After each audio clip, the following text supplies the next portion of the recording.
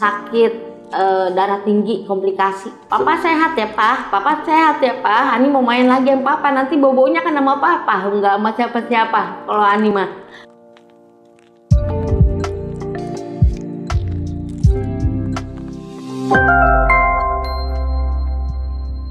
Assalamualaikum warahmatullahi wabarakatuh. Perkenalkan, nama saya Fani. Saya umur 37 tahun. Saya mempunyai anak kedua. Kisah hidup saya yang ingin saya ceritakan tentang getar-getirnya hidup selama adalah 15 tahun, Mas. Saat saya masih kecil, saya mempunyai ayah ya. Ayah saya orang yang baik, orang yang humoris, orang yang senang berbagi, orang soleh, orang yang banyak dikagumi orang. Alhamdulillah saya punya seorang ayah yang sangat baik dalam hidup saya dengan dua adik saya. Alhamdulillah untuk ekonomi walaupun agak sedikit tersendat mungkin ya karena dulu gaji PPD tidak seberapa, tapi alhamdulillah kami hidup untuk makan-makan saja sih, alhamdulillah bersyukur. Berkecukupan lah iya. berarti Mbak ya? Tidak kekurangan tapi berkecukupan. Iya. Itu berlangsung berapa lama sih? Maksudnya kan ada ayah nih. Ayah saya meninggal saat umur saya 8 tahun, Mas. Sakit darah tinggi, komplikasi. Oh banyak? Iya. Saya yang udah mengerti soal ayah gitu, maksudnya ini ayah saya, ini pahlawan saya. Ternyata Allah panggil dalam keadaan saya dan adik-adik saya masih kecil. Adik saya yang nomor 2 kebetulan main gundu. Saat sakit dibawa ke rumah sakit menggunakan tanduk pun saya melihat. Saya antar sampai ambulan 2 hari atau 3 hari di rumah sakit langsung nggak ada. Itu yang bikin saya sakit. Saya udah mendoakan, maksudnya dalam keadaan dia pakai tanduk, saya tuh lari ngejar. Papa sehat ya Pak, Papa sehat ya Pak. Ani mau main lagi sama Papa, nanti bobonya kan sama Papa, enggak sama siapa-siapa. Kalau Ani mah ngomong gitu saya ke bapak saya. Saat bapak saya nggak ada, dikabarin, ditelepon sama ibu saya dari rumah sakit. Nenek saya, orang tua dari bapak saya, nangis kejar. Saya bilang nggak ada apaan, Papa nggak ada. Udah kayak apa tahu kan? Udah hancur lebur, udah rasanya dunia runtuh gitu. Walaupun saya umur 8 tahun, cuman saya berpikir dewasa. Saat itu kalau nggak salah sempat kecelakaan ya, kecelakaan motor saat mau berangkat kerja, cuman nggak dirasa, ternyata gegar otak. Oh, jadi akibat dari kecelakaan itu baru itu efeknya jadi nggak periksa atau dia apa, jadi ke depannya makin parah, jadi bengkak semua badannya.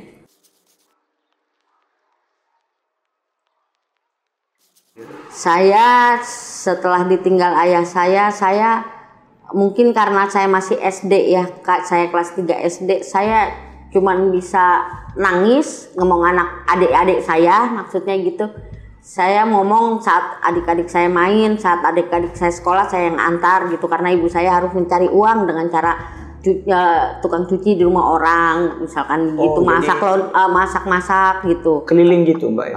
Mana yang butuh kerja catering, ya datang iya, gitu. kadang suka diajak-ajak catering gitu, masak di rumah orang. Jadi apapun dikerjain demi keluarga. Apa aja yang penting jadi uang buat makan dan sekolah anak. Alhamdulillah kami dibantu dengan keluarga yang mampu gitu untuk sekolah walaupun tidak seberapa gitu.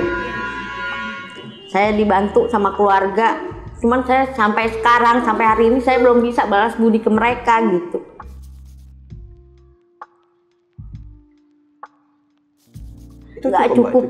Nggak cukup. Ibu saya selalu nangis, dan untung kalau datang ke rumah saudara pun dalam keadaan nangis atau kayak orang mengemis kan malu, Mas. Kadang saya bilang, saya bantu, Bu, kita dagang aja yuk, biarin yang keliling, nggak apa-apa.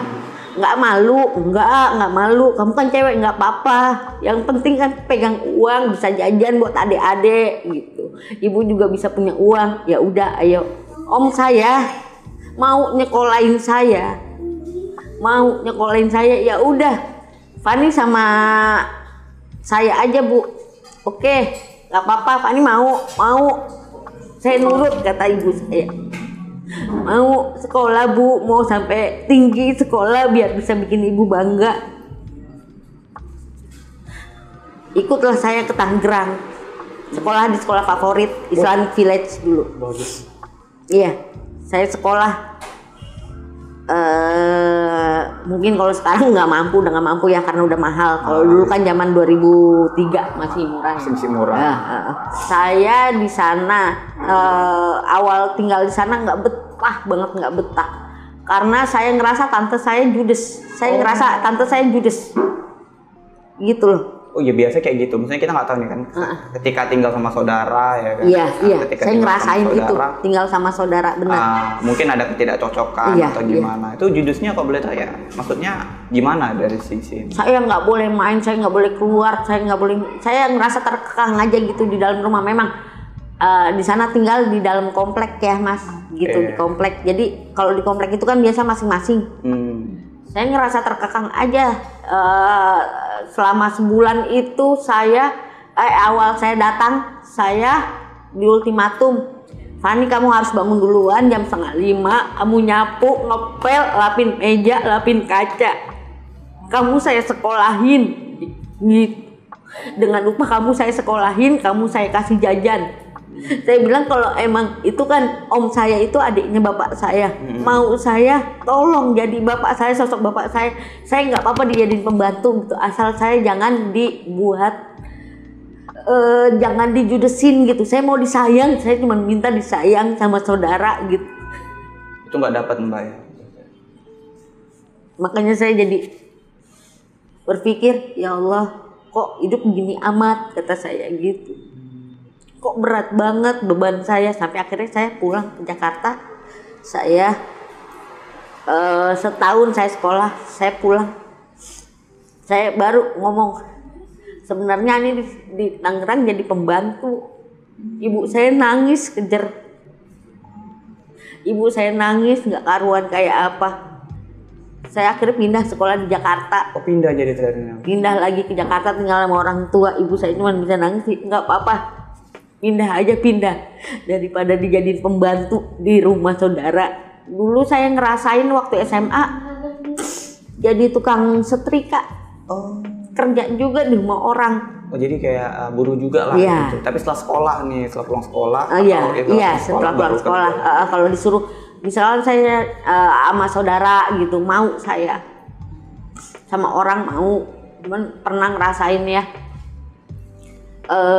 Saya cuman dikasih duit 15.000 kalau nggak salah. Satu harian kerja tuh? Iya, saya minta tambah nggak dikasih, sampai saya nangis nggak dikasih, padahal adik saya lagi butuh buat biaya ujian. 15.000 buat apa, kata tapi saya ikhlas, demi Allah saya ikhlas. Saya kerja dimanapun saya ikhlas lillahi ta'ala. Makanya saya banyak-banyak bersyukur sekarang udah punya suami yang baik. Suami saya itu dulu teman SMP. Oh, jadi udah lama. Udah lama. Jadi kenal bukan dari satu sekolah, enggak ya. Tapi kan dulu saya ikut pencak silat. Betul loh ya. Iya. Saya dari kecil ikut pencak silat, sampai berapa tahun saya ikut pencak silat. Sampai jadi asisten pelatih. Cuman setelah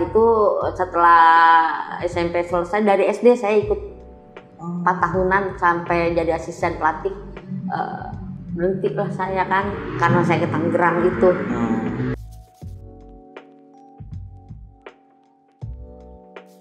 Tanggung jawab ya. Tanggung jawab, lihat anak saya bisa gemuk begitu. Bisa, maksudnya dengan cara apapun dia lakuin. Dia sampai markir dia pernah dia ngerasain. Untuk makan kita doang. Padahal saya sih nggak berharap yang gimana, karena saya juga dulu kan dagang di rumah apa aja gitu kan. Maksudnya tanggung jawab, sayang sama orang tua, sama mertua, sayang banget. Dia nggak mau ngecewain istri, anak, mertua, orang tua. Berarti memang cerminan diri Mbak ya, karena ya dari Mbak yang cerita tadi kan, Mbak kan betul-betul bertanggung jawab nih sama keluarga, dalam arti ya Mbak usaha dan segala macam ya. Syukurnya jodohnya gitu juga. Alhamdulillah, iya. Walaupun ekonominya agak kurang, yang penting rasa sangat ada bahagia gitu. ada rasa tulusnya dia sayang sama saya. Oh iya. Terima kasih sudah menonton video saya. Semoga bisa menjadi pelajaran dalam hidup kalian untuk tetap ikhlas dan bersyukur dalam menjalani hidup.